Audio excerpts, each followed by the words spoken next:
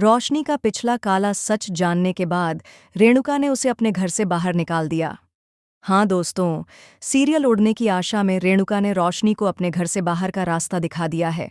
लेकिन कहानी में ट्विस्ट तब आता है जब आने वाले ट्रैक में आप देखेंगे कि रोशनी, उसकी माँ और उसके साथ वह छोटा बच्चा कृष अचानक रेणुका के घर आ जाते हैं।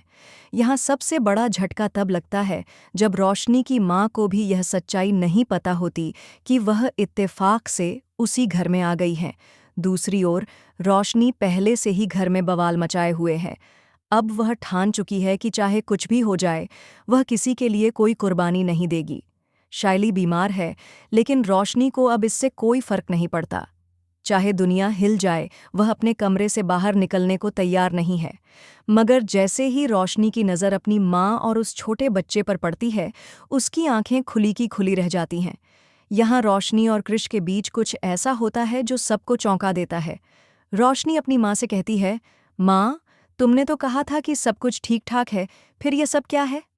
उसकी माँ जवाब देती हैं, अब मैं तुम्हें क्या बताऊं कल्याणी, अब तो तुम्हें वापस आना ही पड़ेगा। तुम्हें सब कुछ संभालना पड़ेगा। फाइनली रेणुका के सामने भी वह सच आ जाता है जो अब तक सबसे छुपा हुआ था, कि रोशनी झूठ बोल रही थी।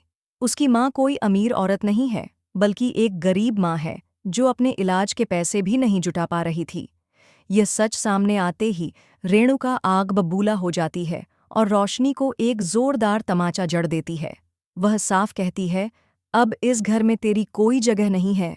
लेकिन कहानी में नया मोड़ तब आता है जब वही दो लोग सामने आते हैं, सचिन और शायली, जिनसे रोशनी हमेशा लड़ा करती थी। सचिन गुस्से में रेणुका से कहता है, रोशनी कहीं नहीं जाएगी, उसने जो कुछ भी किया उसकी मजबूरी थी, उसका दिल कभी गलत नहीं था। शायली भी कहती है, हाँ काकू, अगर हम रोशनी को घर से बाहर निकाल देंगे तो हम भी उतने ही गलत होंगे जितना कि रोशनी ने झूठ बोला था।